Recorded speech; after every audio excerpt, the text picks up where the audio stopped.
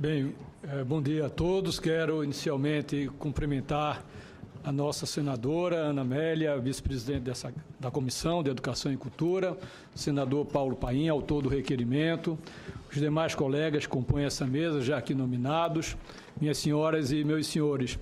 Eu, de antemão, senador, eu vou me desculpar, quando eu fui convidado na quinta-feira, eu tenho uma palestra na CNI, às 11 horas, e eu disse, tenho essa dificuldade, então vou poder ficar aqui até às 10h40, 10h45. Fique bem à vontade. Vou me desculpando com os meus colegas de mesa, mas eu falei previamente sobre essa minha dificuldade. Bom, eu procurei, fiz uma apresentação no sentido de ajudar um pouco no debate. E, rapidamente, eu acho que vale a pena a gente ver alguns números dos últimos 10 anos para pensar o futuro, os impasses atuais e o futuro da universidade brasileira. Claramente, nesses últimos 10 anos, com base no censo da educação superior, o crescimento se deu particularmente no setor privado e na região nordeste do Brasil. Hoje nós temos algo em torno de 6 milhões e 400 mil matrículas, 75% das quais de responsabilidade do setor privado. Crescimento notório na modalidade de ensino à distância. Em 2010, só em 2010, foi da ordem de 15%. Os cursos tecnológicos, que mais do que um fator de 10% ao longo da última década, de 2001 a 2010, e o crescimento dos cursos noturnos presenciais. Então, isso é um quadro rápido, né, do censo da educação superior nos últimos 10 anos. E isso se distribui, como a gente já viu de certa maneira, 4 milhões e 700 mil no setor particular, setor privado, na rede privada. No setor público federal, quase 1 milhão de alunos, em torno de 15%. E menos no setor estadual e ainda menor no setor municipal, com as autarquias municipais e algumas comunitárias. Apesar do crescimento, o que nós observamos nos últimos anos, quando fui reitor da Federal de Pernambuco, durante 8 anos, sempre se manteve o percentual da ordem de 12%, 13%. Passou todo esse tempo e a gente chegou no máximo a 16,7% na faixa etária de 18 a 24 anos. E esse 16,7% foi muito pela mudança na base demográfica. Então, até pouco tempo era 14,6%, com base nos dados do IBGE, do Censo Demográfico, nós estamos, na verdade, com 16,7%. A meta do novo PNE é a meta do antigo PNE. Isso é interessante ser observado. O PNE que se encerrou em 2010 tinha como meta chegar a 33% da população 18 a 24 anos. A gente se manteve agora em 16,7%. E a mesma meta que está proposta no atual PNE para 2022 agora. Era 2020, como está atrasada a discussão e a aprovação do PNE. Então, a gente está propondo ipsiliteris o que a gente tinha se proposto para 2010. Eu acho que isso é importante do ponto de vista do crescimento. Qual é a situação atual e dentro do substitutivo do PNE é o que se propõe, por exemplo, do ponto de vista de gasto atual, que está da ordem de 25 bilhões de reais, chegar a 50 bilhões de reais. No crescimento previsto, pelo menos no substitutivo que eu tive, o último muda, né? Naturalmente, à medida que vai sendo avaliado o PNE, isso é o da Câmara ainda, a perspectiva é que nesse crescimento 4,1 milhões na área pública, 70% presencial e 30% na modalidade de ensino à distância. Algumas estratégias para alcançar essa meta, segundo o novo PNE. Eu destacaria, são mais estratégias do que essa que estão postas aí. Mas eu sublinhei essas 4 porque eu entendo que elas são importantes na discussão. Primeiro, a clara expansão do financiamento estudantil pelo FIES. E é interessante que o FIES também, no próprio PNE, no âmbito da expansão da pós-graduação, que não é o caso aqui, também está sendo previsto, né, uma amplitude e o uso do FIES agora também na pós-graduação, inclusive também na modalidade de EAD. A questão do aumento dos projetos de extensão, os cursos livres estão cada vez mais sendo colocados na mídia. Um fato importante que eu vou tocar mais adiante, que é a questão da internacionalização. E o grande desafio brasileiro, na minha opinião, que não é a formação só, a formação é parte dos professores, inicial e continuada, mas é a questão da atratividade pela carreira do magistério. Esse ponto aí, se o Brasil não enfrentar adequadamente, impacta na própria expansão com qualidade do ensino superior no Brasil. E vamos ver por quê. O último dado da educação básica 2011 mostrou o seguinte: o percentual de alunos com aprendizado adequado no 5º ano do ensino fundamental em língua portuguesa, 40%. A projeção para 2022, com base na escala SAEB e no PISA, é chegar a 70%. Matemática, 36%. Ensino fundamental e ensino médio, fundamental séries finais, me refiro, e principalmente o ensino médio, vai gradualmente, principalmente em matemática, vai havendo uma queda exponencial no percentual de aprendizagem. No ensino médio, ao final da educação básica, no 3º ano, somente 10% dos alunos que terminam aprenderam a matemática que seria esperada. E isso está estagnado desde 1995, esse percentual. Oscila de 12 a 10. Ora, a gente vai ver que um ponto central para o desenvolvimento do país, do ponto de vista estratégico, é a questão do número de engenheiros que o país precisa formar para dar conta da atual demanda. Eu me lembro quando eu era reitor, os engenheiros me procuraram do Centro de Tecnologia para reduzir as vagas. Isso foi na segunda metade da década de 1995 e 2000. E eu disse, mas vai diminuir por quê as vagas? A gente já tem um desgaste enorme com a sociedade. Ah, mas tem muito engenheiro desempregado. Hoje, em Pernambuco, por exemplo, e no Brasil de uma maneira geral, engenheiro hoje no Brasil é contratado automaticamente. Agora, qual é o grande problema? O Brasil forma 35 mil engenheiros, quando deveria estar formando, para a atual demanda, cerca de 65 mil engenheiros. A Coreia do Sul forma hoje 90 mil engenheiros, a China 600 mil e a Índia 500 mil engenheiros.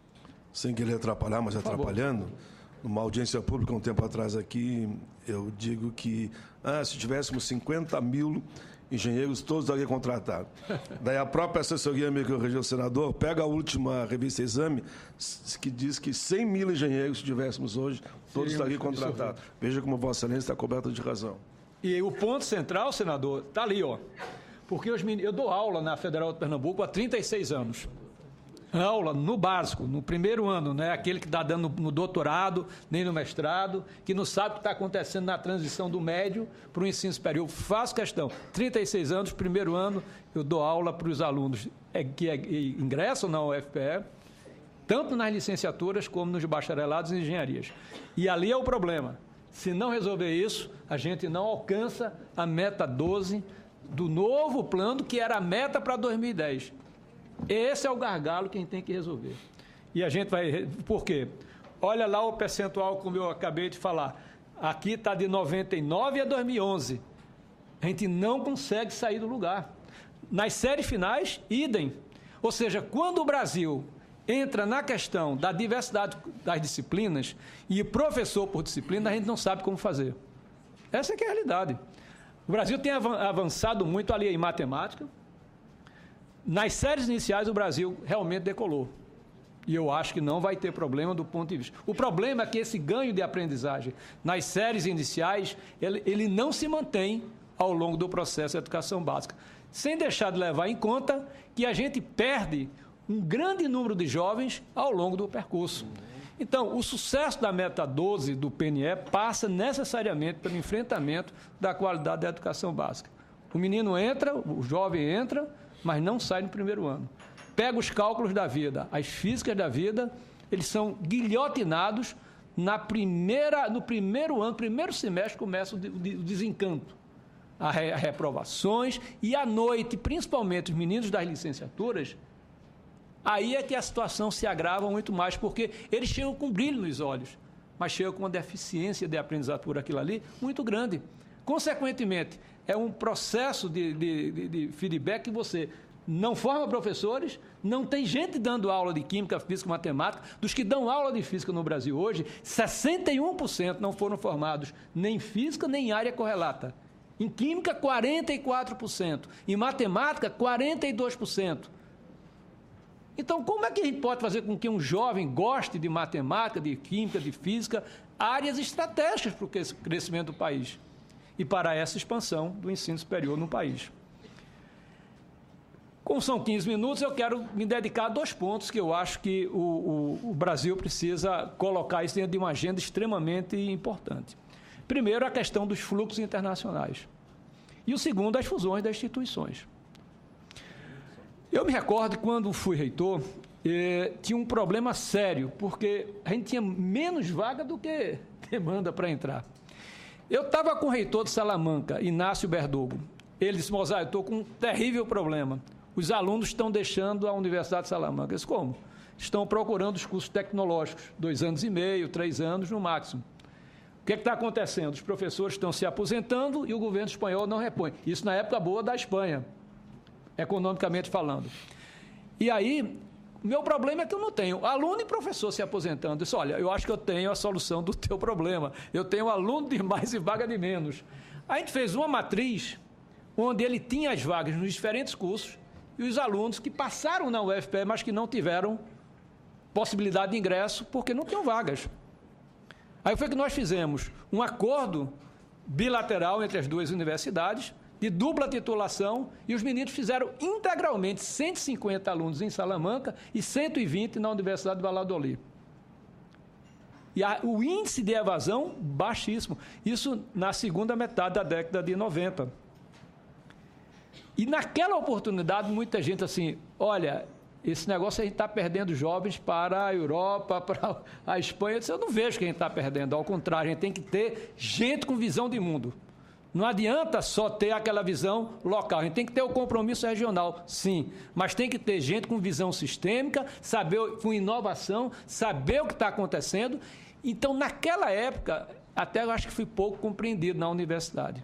Hoje está aí um Ciência Sem Fronteira, né? 100 milhões de jovens até 100 mil jovens, perdão, até 2015, e fazendo curso 2 anos, 1 ano, e lá a gente fez integralmente. A maioria voltou, foi muito interessante, o retorno, e com a visão totalmente diferenciada. É importante o destaque que Vossa Excelência dá pela introdução que fez, que a evasão foi 0 praticamente. Isso. Olha, dos 220, e olha que o euro estava no auge, era 4,2. A Universidade de Salamanca, nem Valladolid, elas não são pagas. Tinha uma taxa muito simbólica no início, mas era mais barato, para você ter uma ideia, mesmo com o euro em alta, né, que era 4,4. Eu me recordo que os alunos, se morassem 4 num piso, que como eles chamam lá, na República, era mais barato do que se eles estivessem estudando em Recife, numa universidade particular, por exemplo. Independente do mérito, se está na pública ou não particular.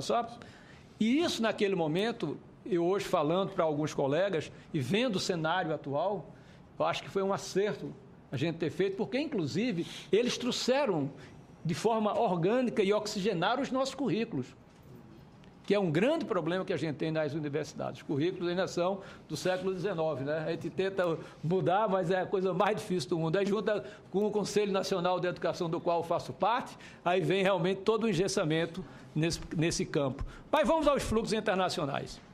Isso aí foi uma matéria que saiu recentemente, em fevereiro de 2013. Universidade do Sul da Califórnia abre escritório em São Paulo. Todo dia, se você abrir a Folha de São Paulo, Estado de São Paulo, Valor, a gente vai ver que tem algum tipo de cooperação nessa área e a gente não pode deixar de considerar isso nesse cenário futuro. O vice-reitor o vice-presidente, né? Brasileiros são excelentes e muito criativos. Tem mais 5 minutos.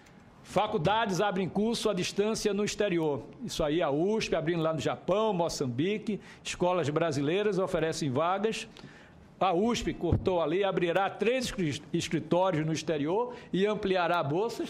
Então, e esse mapa aí é o mapa hoje talvez mais desejado ali em Boston, onde está as grandes universidades, MIT, Harvard e tantas outras, o Boston College, excelentes universidades e algumas pequenas faculdades muito boas.